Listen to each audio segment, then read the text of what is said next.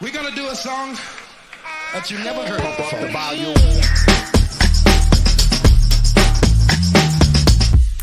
Hear the drummer get wicked.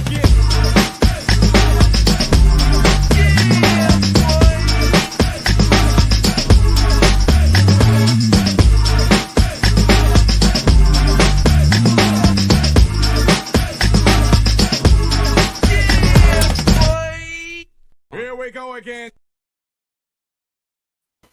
Ace Kennedy, my brother from another mother. What's up, man? What's happening? Bro, doggone Florida and this government, they still fighting, bro. What's up? So basically, Disney was like, look, you want to dissolve our district, you're going to have to pay $100 billion. I mean, $1 billion, let me see. Nearly $1 billion to dissolve their special district. They got to pay all the taxes. Listen, I saw something where Texas was like, hey, y'all can go ahead and relocate on out here. We'll hook y'all up then. We'll make them concessions. Where would you see Disneyland relocating in Texas? What city could they do? Probably either Austin or San Antonio. I wouldn't say Houston just because they get bad weather occasionally. So yeah, San Antonio would probably be a spot. I think that they could even do something even more interesting, though, right? I think that they probably would do something like Dallas or even, let's say, Central Texas, right? I think that they would never approve that. Well, let me tell you where I'm going with that, right? All right. I think that what would be incredible, right, is if Disneyland basically moved into and got approved into a small town and basically made Disneyland almost like its own zip code, its own city, its own whole entertainment district. And you wouldn't necessarily have you wouldn't have it makes sense that you would automatically get travel through a bigger city like that, like Houston and everything like that. But I think that they would be incredibly cool if they basically say, you know what, nah, this is our own city. Well, I don't, like you said, I don't think that would be the case. I do think that Texas would accept them, and I could see them going to like Arlington or Dallas. I was thinking they wouldn't want the competing against Six Flags, but now that I think about it, Universal Studios is there, so right across the street. Yeah, so I mean, if anything, you would actually bring more business to Six Flags because some people ain't gonna be able to afford to go to Disney. That is absolutely right. So no, I man, listen, it would be dope to have it that close. Because Charlie's already in my ear, like when we going back. So yeah. Update, man. Did you see Elon Musk in order for him in a move to help his buy with Twitter? That boy selling $8 billion of his Tesla stock, though, bro. His shares actually. I mean, that dude already rich, bro. You want to put in on it and get some of this old Elon Musk Tesla shares? Yeah, bro. Let's do it. I think that he's probably, it's funny, even though it's listed for sale, I don't know if it's out there for public acquisition. Something tells me that he probably has like some trust fund that he's able to toss around. He got so much money that he's able to say, I'm selling it, but I'm not really selling it like publicly available. I could be wrong on it. Yeah. Well, let's get to it. Let's do it, man.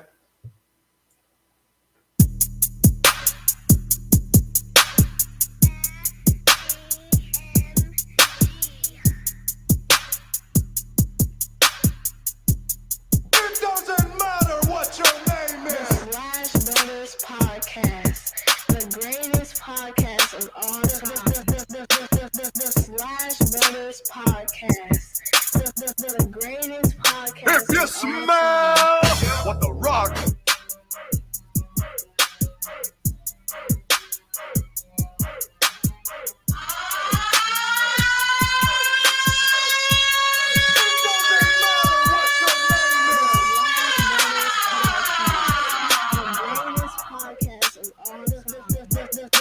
The Blacc Brothers Podcast, the greatest podcast of all time.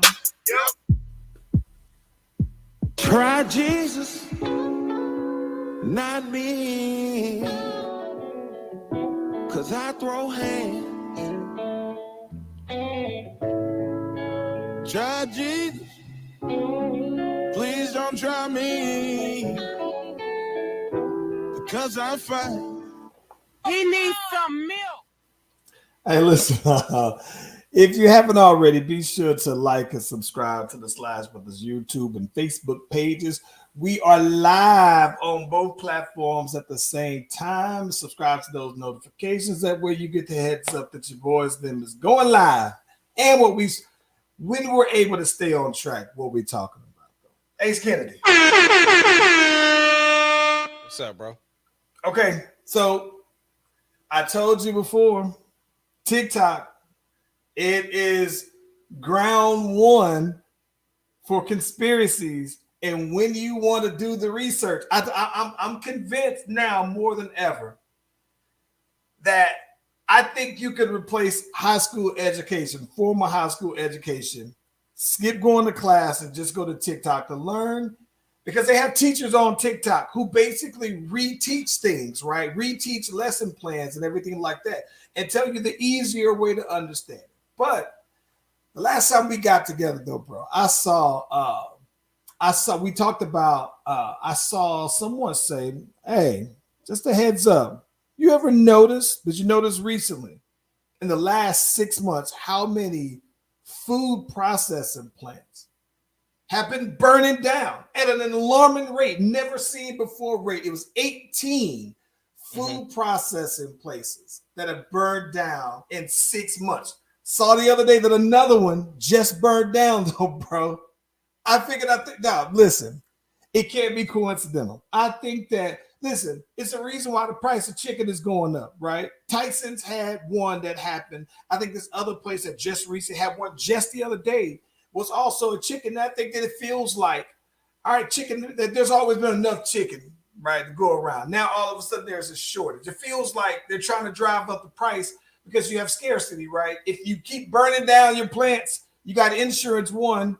But on top of that, you create a higher demand because now there's less food out here, though, bro. It feels like in the midst of them also trying to, with all the things that are going on, COVID, this Ukraine war, they're trying to create this high demand, though, bro, in the time where am I tripping on this, though, bro? I don't think you tripping. There's always things going on. So I think you have caught something here. What's funny when you say the chicken prices are going up, because I sent a message to Deuce that I was eating Tez wings, and he was like, "Man, their prices done went up," and so I thought about that when you said that. So yeah, if you tell me, okay, here's one of the things. One thing that people always say. Of course, this is on TikTok, but I see this a lot on social media.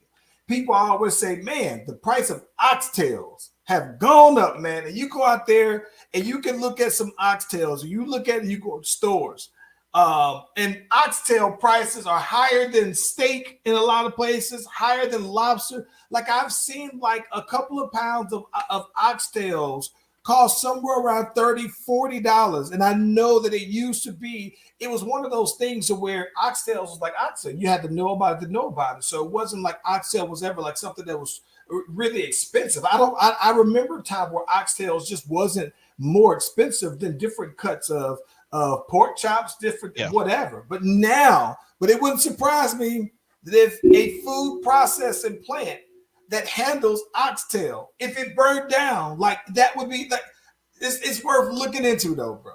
Looking into. Well, bro, give me the best thing you've seen this week. That was the same thing I was about to ask you. Easily. The best thing that I seen this week, bro, was that doggone Moon Knight episode, bro. I haven't watched it yet. I'm watching it today. It ain't gonna hit you like it hit me, because you don't be paying attention to the details like that. You don't be caring about that stuff. But this episode ties all 4 episodes together, because I was one of those people that was like, all right, this show is kind of slow, but even though it's slow, I'm still invested. I still want to know what happens. This episode 5, Marvel's just went up, and that boy Oscar Isaac, if he don't get an award But this last episode, bro, they need to throw the whole awards away. Matter of fact, if he doesn't win an award, Will Smith need to come and slap somebody from the Academy again. I gotta see. I'm 2 episodes behind. I haven't. I stopped on episode 3, so I gotta watch 4 and 5. Yeah, I'm catching it today though. yeah. Easily the best thing I've seen this week.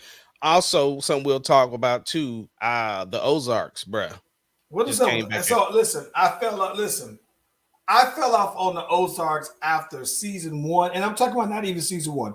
I'm almost sure that I put the missus on to Ozarks. She started watching it without me, and I was just like, whatever. I didn't even want to watch. So I haven't watched Ozarks since maybe season 1, episode 3. Bro, I put it down for a long time and caught back up. Bruh, it like because this is like, you know how you were saying you've been watching The Walking Dead and they are like stretching stuff out. Yes. Bro, every episode something is happening to where it's like, okay. And it feel what I like about it is Ozark has been true to what it's been the whole time, meaning that every episode the stakes are so high that you don't know how they're going to get out of it or how they're going to fix this. And so they've kept that true because they split this season in half. This is the 4th and final season. They split it in half, and it has been magnificent. Listen, this is what it's funny you mentioned Walking Dead because they've been stretching that on now, right? Fear of the Walking Dead just came out, so I'm sure they're staggering it to where the remainder of this last season of Walking Dead was supposed to be the final season. It's supposed to happen in October. What I think is interesting, though, right, is I saw here recently that there was always this talk about a spinoff with Carol and Daryl, right? And I saw that Melissa McBride couldn't commit to it because they're going to shoot it in Europe, basically. And so, which is crazy because all of the Walking Deads. So all of the Walking Deads have been shot in the South, Virginia, all the way down to Georgia. And I think that Fear of the Walking Dead may have been shot in Texas and things like that, in a couple other places. But I thought that was very interesting that they stretched it out now. Like, what's going to be the plan? Well, is it just going to be Daryl, right? Without her. But then if you know that there's going to be a Daryl and a spinoff, then it's like, well, how do you end this series? So that's the reason why I'm watching to see how it ends, though. Yeah, bro, this is gonna be crazy. But I just now finished Empire. I've never watched any Empire. See, I don't watch Empire for the story because the story's been the same. The story's been the same. Like, Cookie and Lucius fight, the kids, Andre's always something wrong with his head. Like, and then of course, Juicy Smouye got written off the show. So I mean, shoot, I was listening for the music. I was always listening for the music. Like, I was always impressed with how up to date the music always sounded in the show. Like, that was always my biggest thing, is like, I love the music on Empire. So now I'm listening to the soundtrack just because I love the production and stuff that they do with the music. So yeah. Shout out to Justin. Listen, shout out to Justin, but Walking Dead is not dead. I do know, I can't say that it is very different. Like, I can talk about Walking Dead all day long. It got a little different to me once they got to Virginia and the hilltop. Then it just was different. But anywho, yeah. So yeah, this is what. So I do question other days, bro, and I did not like the way Empire ended. It felt like, and I could be right, I haven't looked it up yet. It feels like the show got canceled mid-season, because what they started doing was kind of pulling the how to get away with murder. They would basically in the first episode of the season, they would show kind of like the end, and then they would go back 3 or 4 days to get you up to that point. So in the last season, they show Lucius get, and spoilers, because I mean the Empire's been out, and I'm just So Lucius gets shot up, and it looked like he's dead, and then Cookie blows up in a car. So of course I'm like, all right, I got to see what the twist is, because I know they ain't gonna kill off the main characters like that, not knowing that this is the last season, and then that's not how it ended at all. So it was definitely like it just like they just something about that show just tells me that it would ultimately. You can tell me if I'm incorrect, but something tells me that without watching it, that it would end with Cookie and him being back together. They were, but at the same time, it was not like prominent that they was gonna be together. Like that wasn't a storyline for them to get back together. Yeah, just something sporadic happened, and it was like, okay, let's be together. It wasn't. They didn't like get remarried because they divorced twice.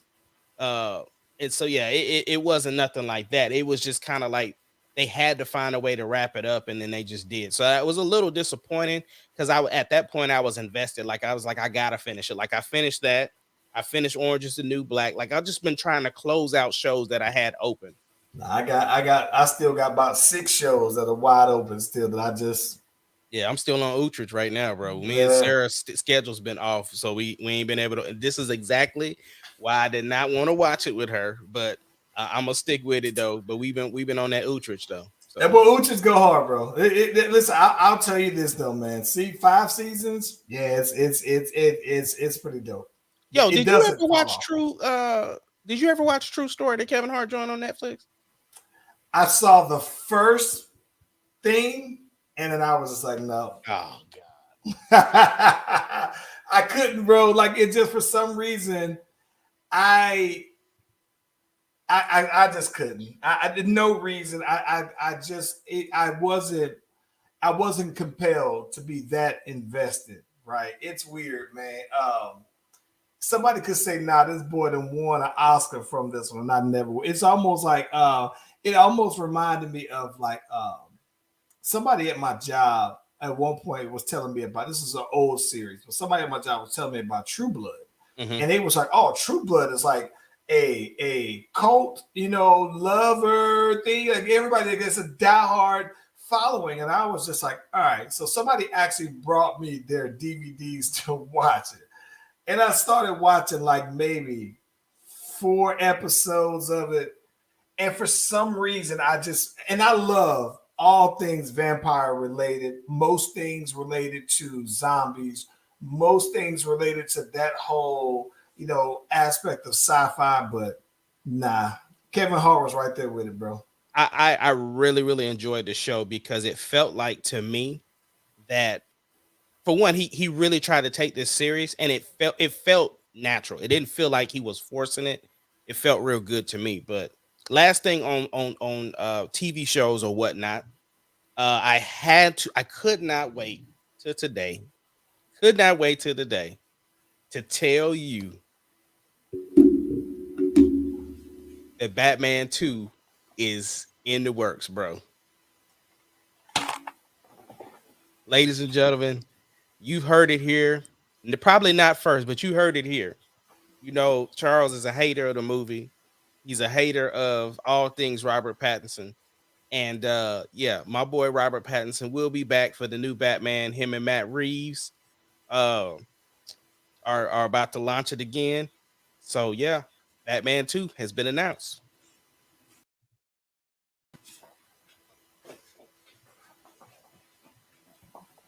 Batman 2 has been announced.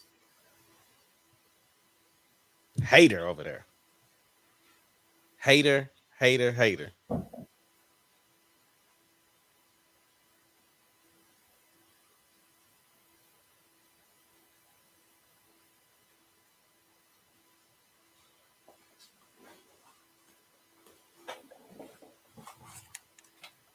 So yeah, you and your boy Damien, y'all just have to deal with it.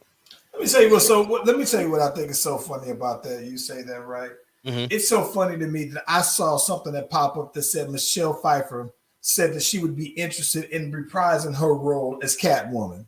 I don't know how, but my thing is that if the current Catwoman is that good, why would you need to bring back the old one as a memory? No. So the thing is of course, the topic of discussion right now is the Flash because Ezra Miller's out there wilding out. But Michael Keaton as Batman will be in the Flash because it's the multiverse. So just like when we with the Spider-Mans, right? You've seen it, right? Yeah. Okay, so with the Spider-Mans, all the Spider-Men were in it. You know what I'm saying?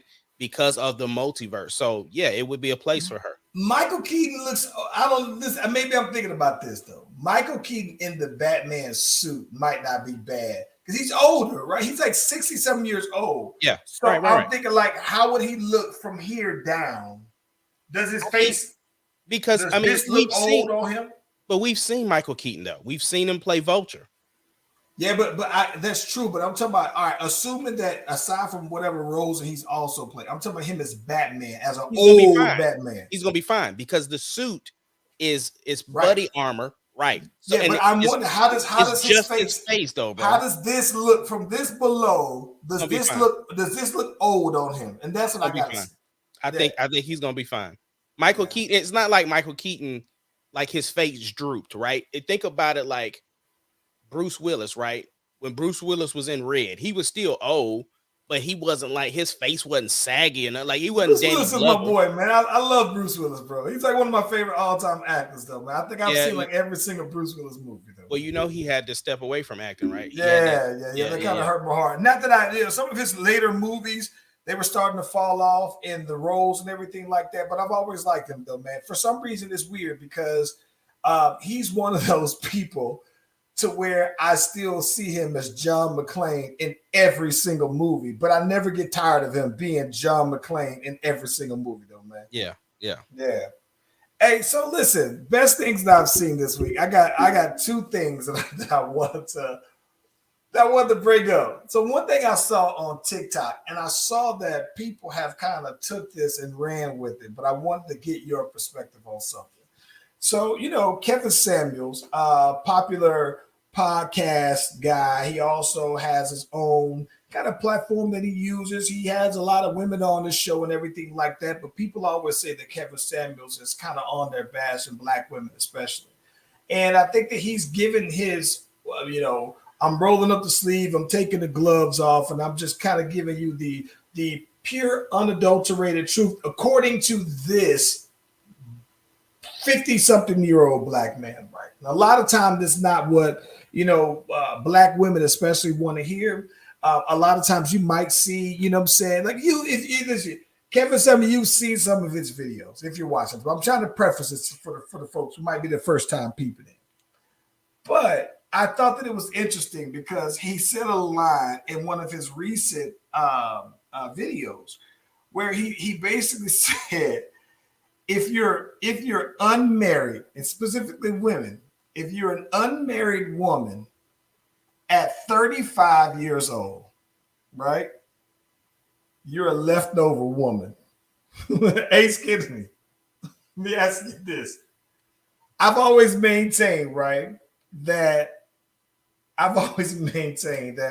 if you were 30 years old and you had never been proposed to, right?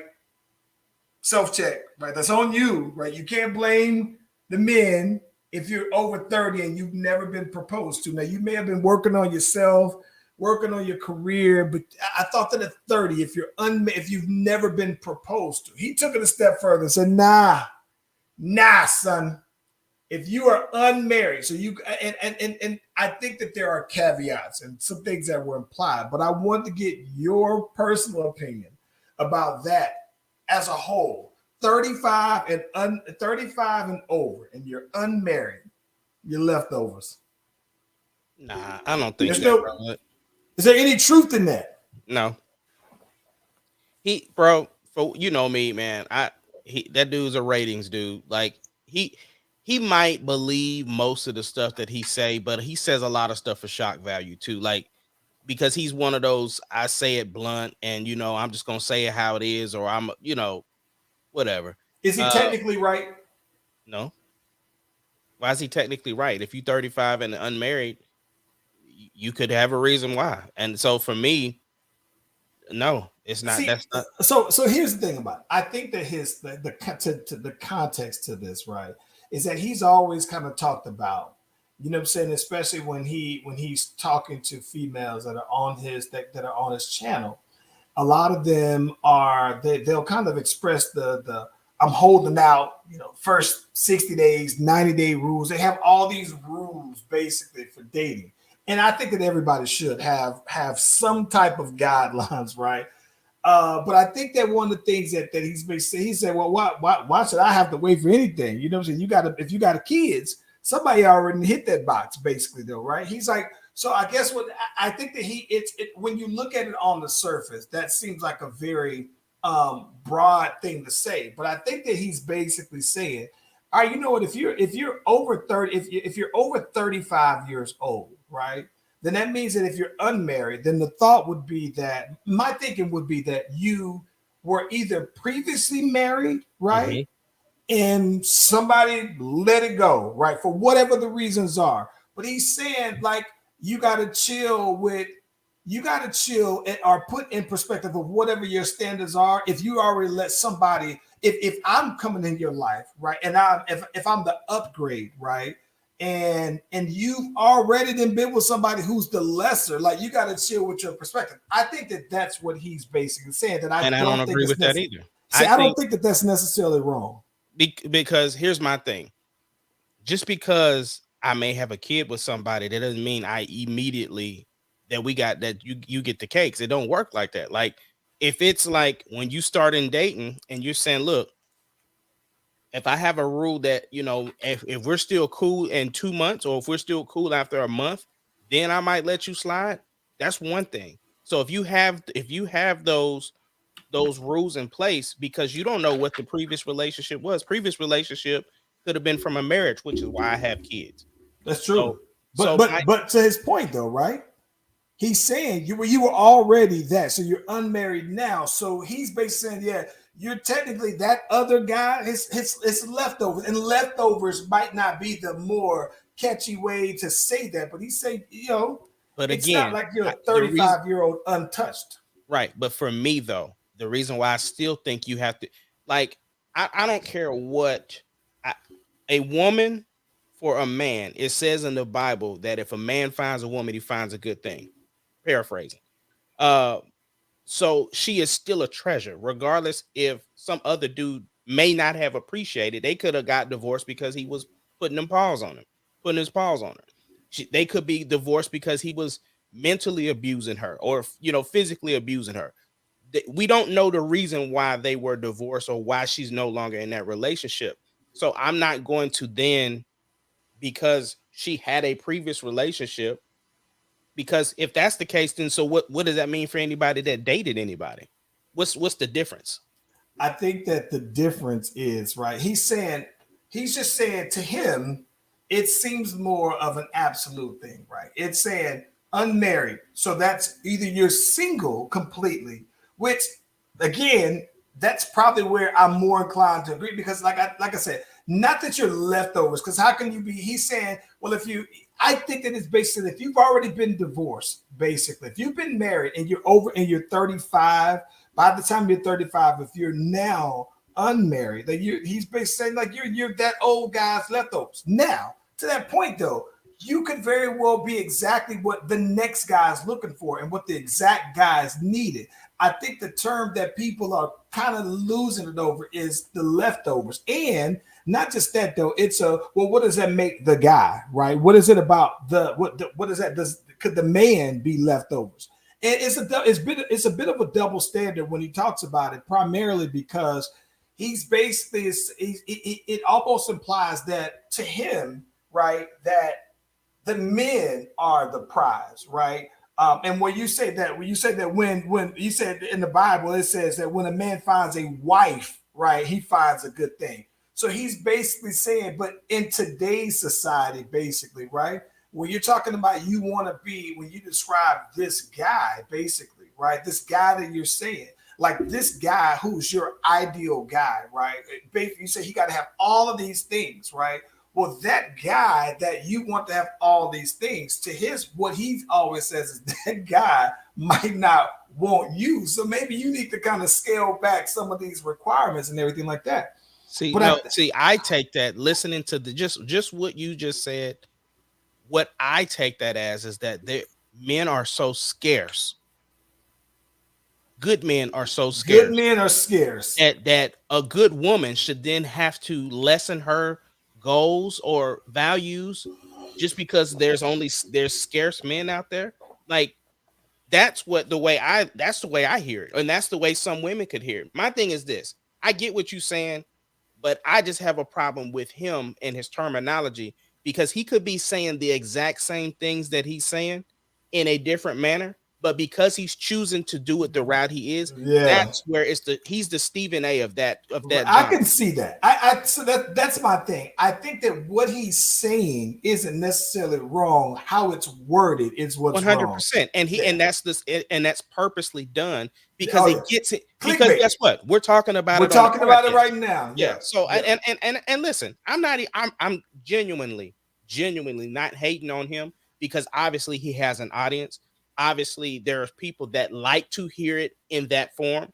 They like for it to be that blunt, and they like the conversation based upon the things he's saying. So I'm not hating. I'm just basically saying I disagree. But again, the dude has his platform. He's doing his thing, and people listen. So listen. Other thing that I saw that I thought was quite interesting, bro. Right, that best thing I've seen this week.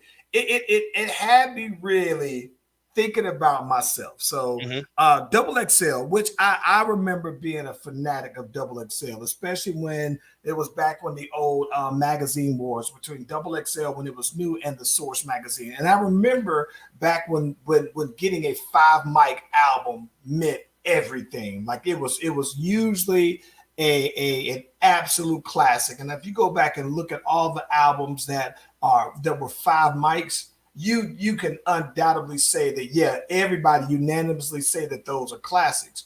But then it was like the debate was always when something got 4 mics, right? Or a 3 mic album because it was mid-road. Double XL came along and they had their scale of, double XL, right? So you get the XLs, the double XLs for the classic, XLs, 4 mics, whatever. Anywho, so one thing that popped up that came my way with Double XL was that they said, hey, here are 16 things hip hop fans need to get over in 2022. You ready for this? Let's get it. Okay. Things that hip hop fans need to get over. Lil Nas X and Doja Cat are rappers. They're basically saying, listen, regardless of what, if they sing it on the trap, if you rap at all, you're a rapper. So stop trying to say they're not really rappers. Things they need to get over with, rappers with lil names. Like they were saying that you had all these jokes about the lils and all this other stuff though, man. And they're saying, get over it. There's going to be more lils coming. Lils, they feel like lils are restoring the period in hip hop where lils were great. Young Jeezy, Lil Bow Wow, Lil Kim, all of those. TikTok's relevance in hip hop. This is what I thought was interesting because people often try to downgrade. Oh, you got one of them little TikTok songs. That's the funny thing. It's being Landon. Landon calls it, oh, yes, a song on TikTok. Landon tells me the other day that his favorite rapper to listen to now is a dude named Yeet, right? Y-E-A-T. I've never heard of this dude, and he has a couple of songs that are on TikTok that Landon apparently likes. And I was like, really, man, you're on the Bel Air 2 and the Bel Air 1, and you telling me that you like Yeet more than you Pop So, bro? But he's basically saying, hey, TikTok rappers are a thing, and it ain't going nowhere. Another thing, Bobby Smurda dancing. A lot of people have a problem that Bobby Smurda be out here popping it like an Uncle Luke video, though, man, because that boy's free. And they're basically saying, listen, man, this dude did 7 years the proper way and took more time so that his mans wouldn't have to take a lot of time, though, bro. Let that man live. The other thing, too, they said that, hey, thinking that, this is an interesting one, thinking that homophobia is acceptable. In hip-hop, I've always known that homophobia was just something that people just did. It was just like, it was just an accepted norm. I don't think that people meant it. You meant it cruelly, but it was like an accepted kind of thing, right? It was almost like certain racial slurs that, people might say within a particular race or a community. People would just accept it. All right, that's all right from our people. But I think that people have kind of looked at over the years, man, homosexuality, like, all right, that's what hip hop is about, basically, though, man. Well, before I'm going, what do you think about those so far? All of them I don't have an issue with, because I think everything has a place. And just because, and we've had an episode talking about, just because something was cool back in the day doesn't necessarily make it cool now. Like, okay, acceptable, because at one time it was acceptable for one race of people to own another race of people, and it's no longer acceptable. So evolution, it happens. Yeah. So just because other things that you might like in your rap culture that might have been the way that it was, evolution. Here's the thing, they talk about evolution. Evolution is said things you need to accept. Melodic rappers are gaining popularity. They hear. So the same way how you had people who had issues and had something to say about mumble rappers, now you got all the rappers who have all the melodies in their raps. Their whole entire, every song is going to have a melody. That's their style. I thought that was interesting. The amount of samples in modern hip hop that's actually sampling songs from the 90s, right? And even 2000s, like that's here, like that's a thing now. So people always complain about when you hear Big Lotto, for example. Lotto has a song with Mariah Carey sample on it. And, you got the people these are people who are mainly our age, 90s babies, who get out there, hear these and be like, it ain't better than the original. So the same way how we sampled our parents, James Brown's records and all this other stuff, it's here. They said Tyler the Creator's growing superstardom is one that you got to deal with. This is what I thought that I fall into. This old rap heads versus younger rap fans. That's one that I've been trying to actively address. That I don't want to be the old stay off my grass type of dude.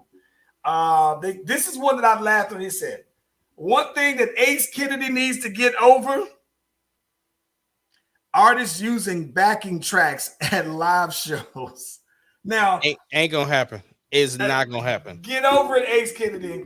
Now, maybe they're saying your background vocals, right? But not singing over the. But this is basically saying you need to get over that. People are gonna keep that background track. The whole song gonna be playing, and they're gonna be doing a show to it.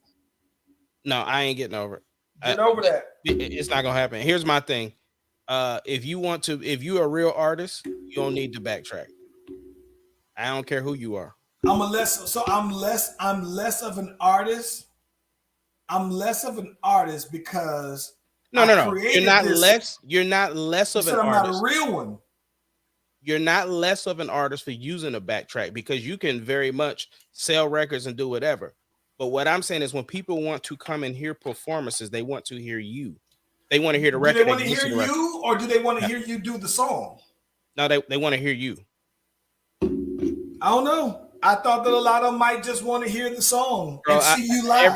Every show that I've been to, I hear it all the time. Like, bro, it's too much, because like your track is mastered, and then you over here screaming on top of it.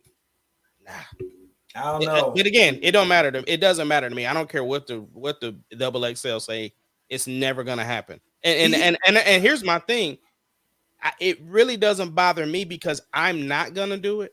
And so I love that I stand out. Like I said, the last show I did, right, I was singing, doing my thing, and the whole song went off. Like, it was just me singing, and everybody in the crowd kind of stopped. Like, oh man, his song stopped. But then the beat came back, and so they was like, oh yeah. So my thing is, I get it. It's not gonna change. That's what these new artists are doing, or people that perform. It's whatever. See, I don't know, man. Like I think like this. I look at it like this, though, man. If I went to if I went to see Megan Thee Stallion, the Texas Treasure, perform, I think I'm going to see her. And yeah, I want to see her rap and everything like that. But I wouldn't necessarily be mad if Megan had her back. If she had, I would love to see her at least rap the verses, right? But if she's out there dancing and everything, I can see why she might not be. But you know what else I hate? Is when I'm at shows and people are using their track that's got the whole thing on there and they're only saying their ad libs. They're only doing the ad libs, like you know the song already. Yeah, man. Like, bro, you forgot your lyrics and you doing the punch-ins. Go. You're doing the punch-ins like you just like everybody know the song. Here's one of the things that I use this is one that I still struggle with, bro, that I'm guilty of. They said, listen, one thing you need to get over is rappers with more attention-seeking moments than they have good songs. That is one of the things that drive me the craziest because I think that some people look at the attention, and that's, to me, these days is what makes a lot of people hot for the moment. You know what I'm saying? And so I struggle with that one. And then here's the thing. They talk about the prevalence of deluxe albums. More and more people are going to put out albums and then put out the deluxe version now than what you probably would see. The other thing that is interesting, they got women rappers taking over. I think the taking over is a bit harsh on the word. I do think that women rappers are becoming more prevalent than any other time in hip hop. There are more female rappers that have carved out this wider lane in a time where at one point we only had one or two to listen to at a time. So I think that now at any given time, man, you probably can play 10 female rappers who have charting rap songs. For rappers, that's a big deal to me.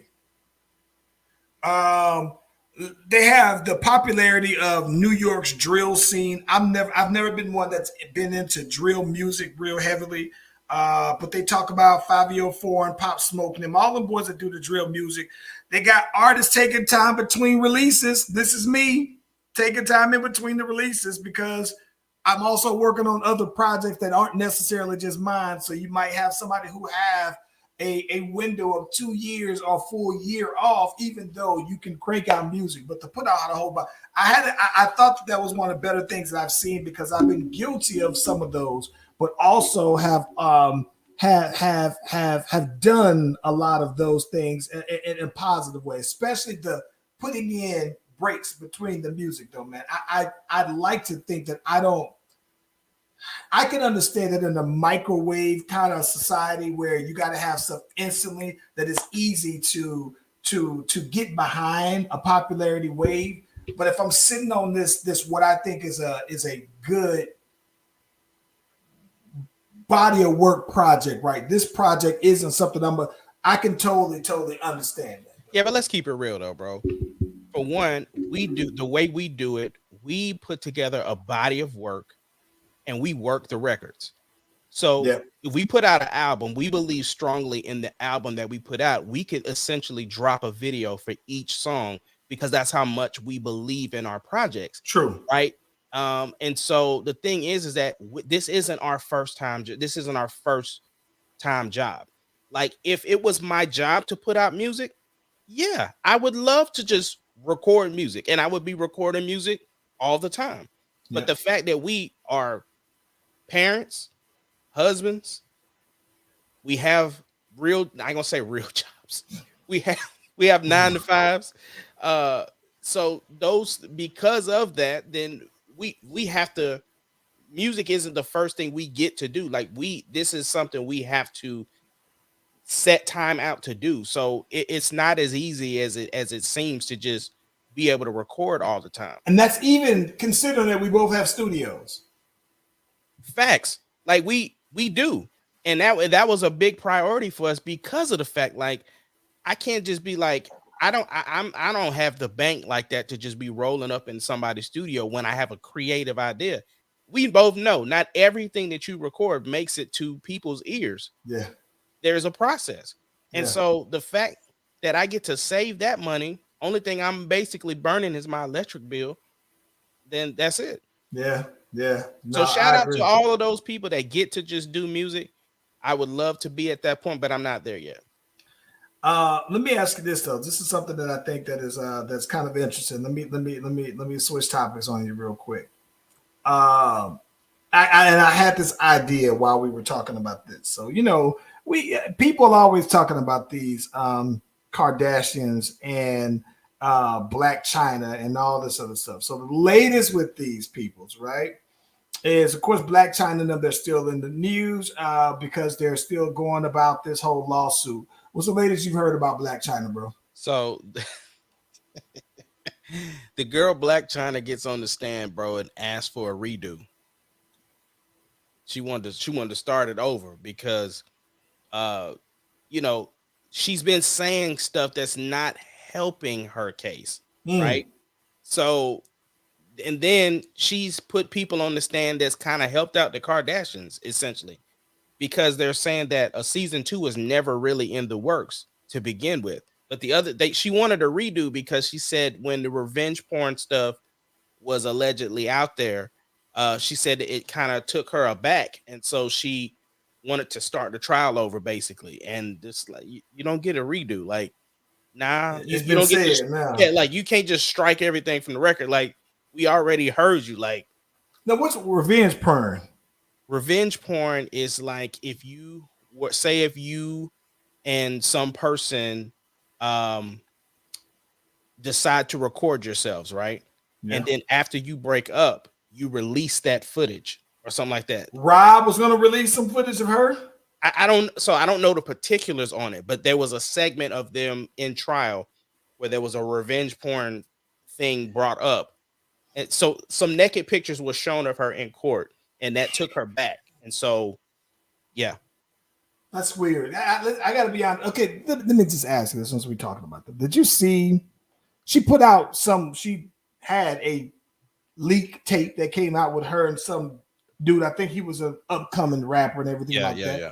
Like, why would that even make, which can we both agree it was kind of whack? I saw it, but I was disappointed in her, if anything. So when I think about that, the pictures, I'm just like, all right, well, we already saw what it do, and it wasn't that impressive there, bro. Like, what we talking about? I think because it was used as evidence in court for something. Again, I don't follow the case like that to know the particulars. Again, if you want to know the particulars, there's plenty of podcasts out there. We talking as homeboys. Yeah. So you getting the hearsay.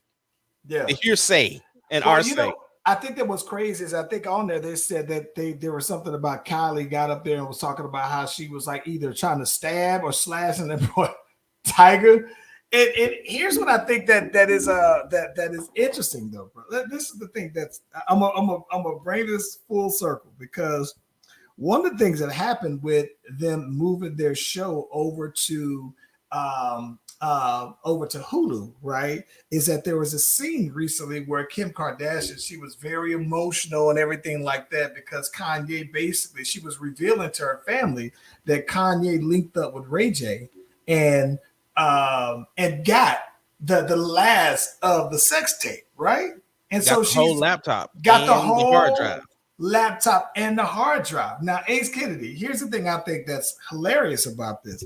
Because Ray J responds to the post and was like, yo, that's cap, bro. He said that's all cap. Like they lying. Which now, if Ray J is saying that was a lie, this Whack 100 didn't sitting on something, bro. Like, what is it? I hate to bring him up, but this Whack 100 also said that he was right. Like, no, he's sitting on something still. Like, well, Brittany, they're saying there's an additional, like, they know that the other. See, I believe, again, don't quote me, but I think what happened was how she even got a little bit of bread is because they was threatening to release it, and she took a payout because they were going to release it anyway. So you might as well just get the money, get the bread, because I mean, it's coming out regardless. You either gonna take the money and give us the exclusive rights, or you know what I'm saying? So I think that was how the first tape was, but apparently there was rumors that there was an additional tape. So okay, let me ask you this though. Okay, this is the thing I think is funny. All right, I thought about this.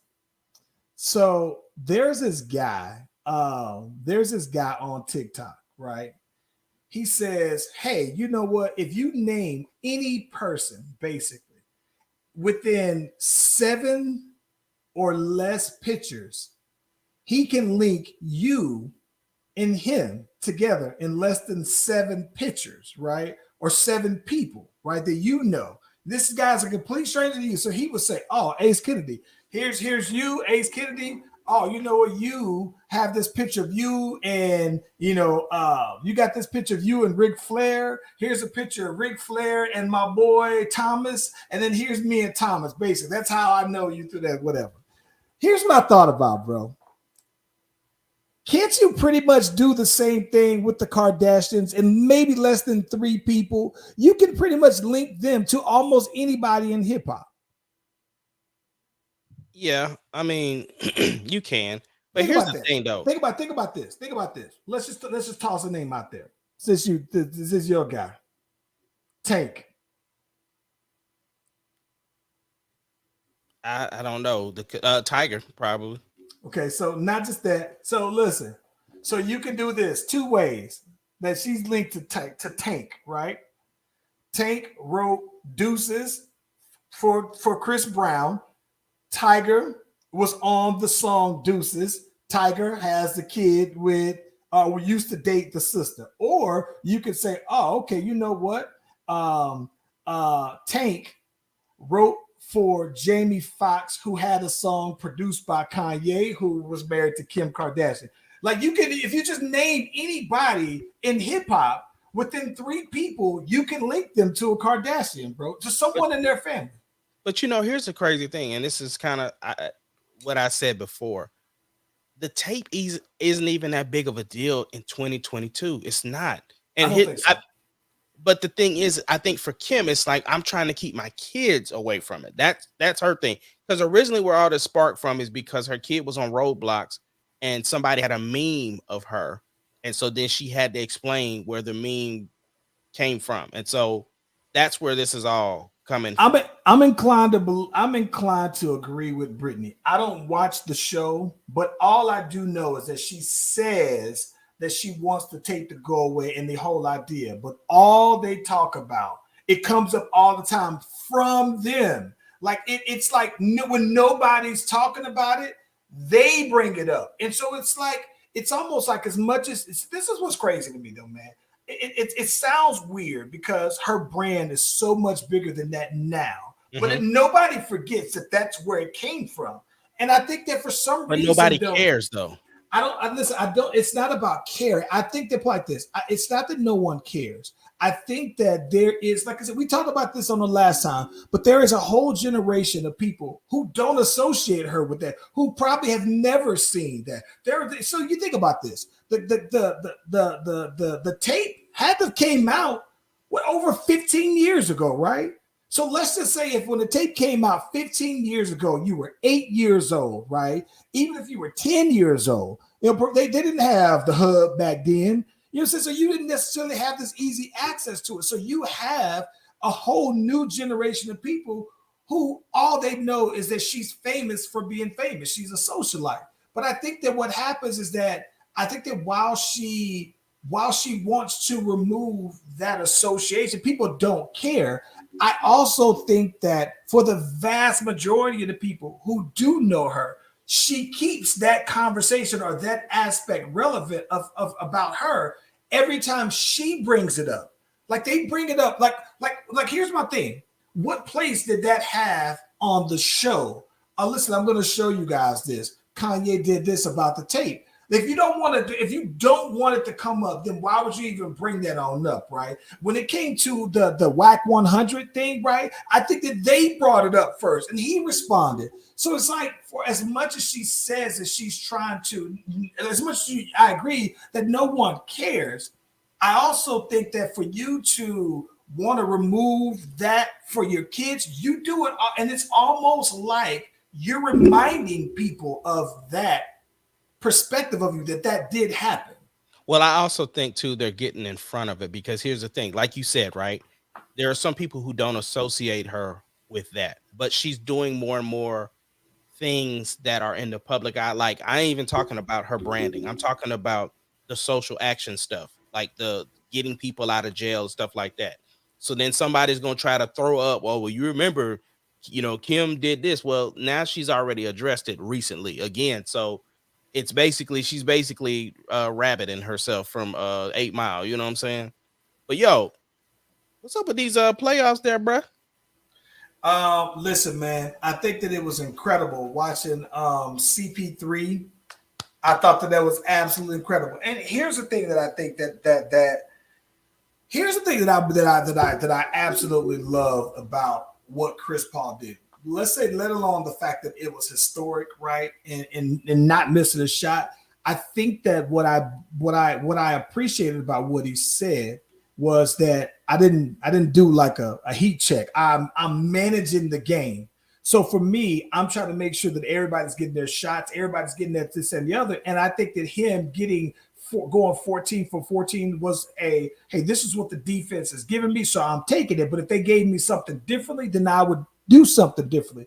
I thought it was incredible. And I think that the fact that him scoring those points in the manner that he did was necessary for him to win. So for him to be able to step up and deliver, I think that that's incredible, though, man. Yeah. So are we done? Are we off doc now? Since they closed out a series? No.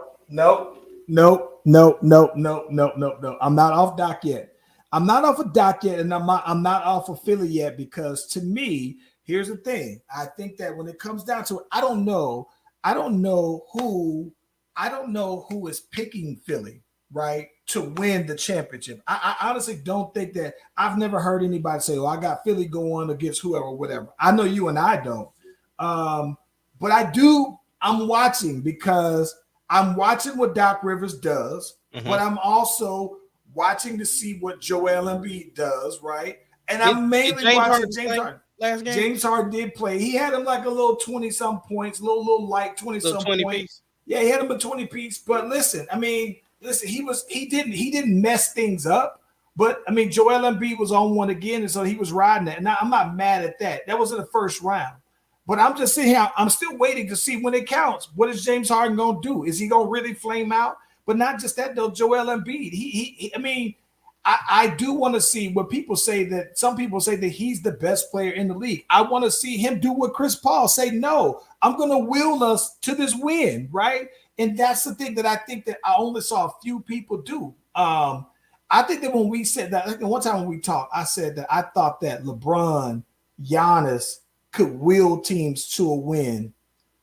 CP3, got to put him on the list. You know what I'm saying? That will say I refuse for us to go out, so I'm gonna put it on my back. He seems to put in a different gear on games like the closeout games. He did the same thing to the Clippers last year. Well, so again, that's where I want to see somebody like Joel Embiid do the exact same thing. I want to see. So they are not off the hook yet, though, bro. Yeah. Brittany said, "Who do y'all got winning the chip? Who do you got winning the whole thing?" Right now, because of the health, I have the Warriors. And I have them going against the Bucks because even without Chris Middleton, they still seem to be rolling. But the what series I am looking forward to. Wait, who is Miami getting ready to play? Are they going to play Boston, or is Boston in the Bucks? Boston and the Bucks. Okay. Miami and who the hell else Philly? is out there? Miami and Philly. That is a series that I'm looking forward to. Like, yeah, I'm looking for Miami could take them, bro. I think it's gonna be Miami and the Bucks in the finals. And listen, I laughed because they was talking about, hey, y'all better keep James Harden on the leash. He's gonna get down there to Miami with the strip clubs out there, and he might go AWOL though, bro. I died laughing. Listen, man, that was so. Here's the thing. I think that for me, that was the Bucks versus the Warriors was the two that I picked anyway. I think that I still got the Warriors that I would have to say that winning it. And I only say that because I think that Chris Middleton, though, man, for him to have a sprained MCL, if he's going to be out for 3 weeks, I still think that even if he comes back in time for that, though, man, I think that there's rust. I think that you still got to trust that knee to hold up. I fully expect that he would probably have surgery after the season to clean it on up. But I just think that given that's the case, so with him being out, and yeah, you've had Grayson Allen came in and he stepped up and doing it. I think that the Warriors, to me, just have a more natural chemistry that I think would put over the top with the Bucks. But I think that, to be honest with you, though, man, I can see the Bucks. I can see the Bucks losing to Miami, and the reason why I can see them losing to Miami is because I think that, like I said, the natural order for their team is to have Chris Middleton out there as a starter. So if by the time they play against the Bucks, if he's not starting all the way back into the flow, I can see them losing to them just because I believe in natural lineup chemistry, though. Now, who do you have with the Dallas and Suns series? I got the Suns. Listen. Okay, so here's the thing that I think is interesting, bro. Okay. Is Luka overrated, bro? No. You don't think he's overrated? Luka's not overrated. The problem with Luka is he's just not durable. He gets beat up. Like, he gets beat up. But I like that he comes back, and he ain't scared to, he will, squabble with the best. So here's the reason why I asked that, right? Because granted, it's early, you know what I'm saying? But he did got put out. This is their first time advancing. And with all due respect to that, I mean, he missed 3 of those games. So they did that without Luka.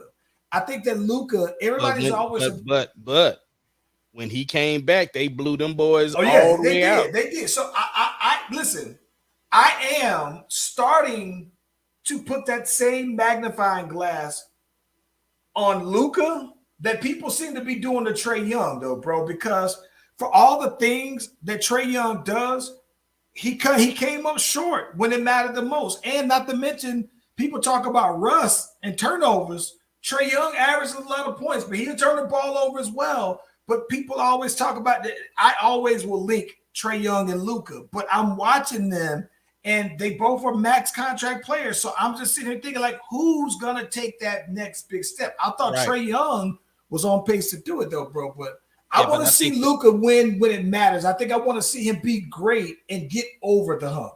I think the difference, though, is what helped Luka was removing that unicorn from over there.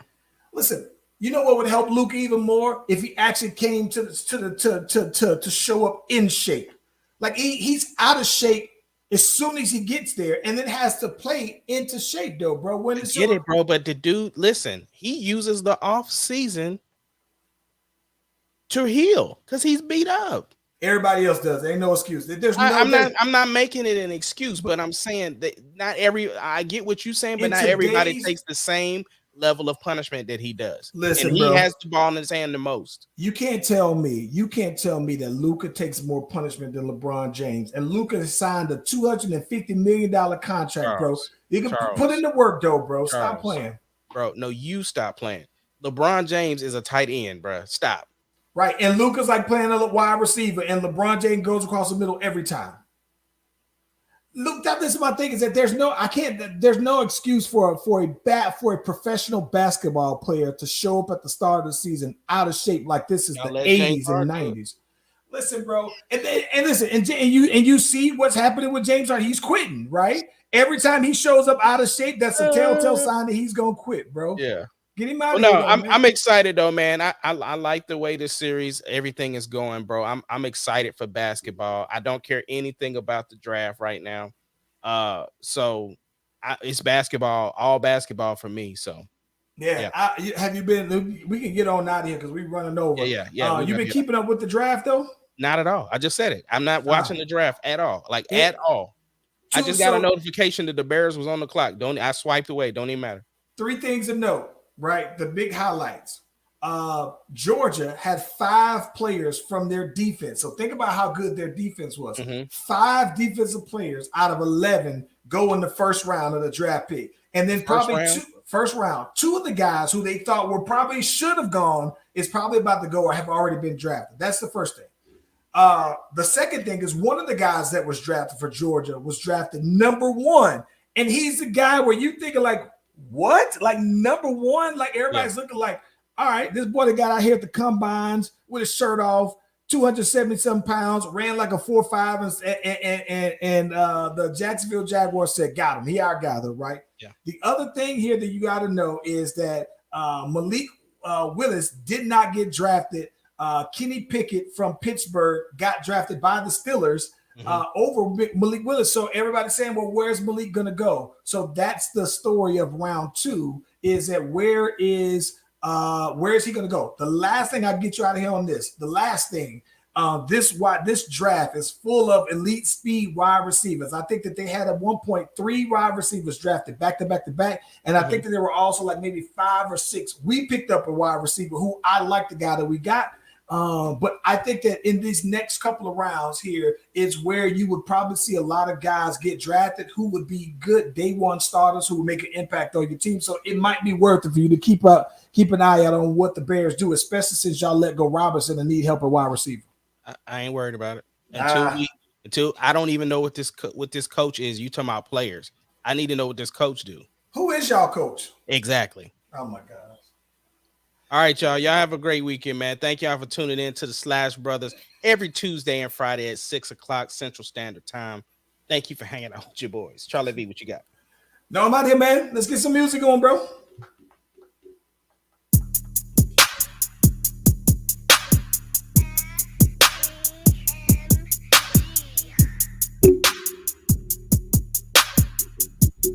It doesn't matter what your name The is. Slash Brothers Podcast, the greatest podcast of all time.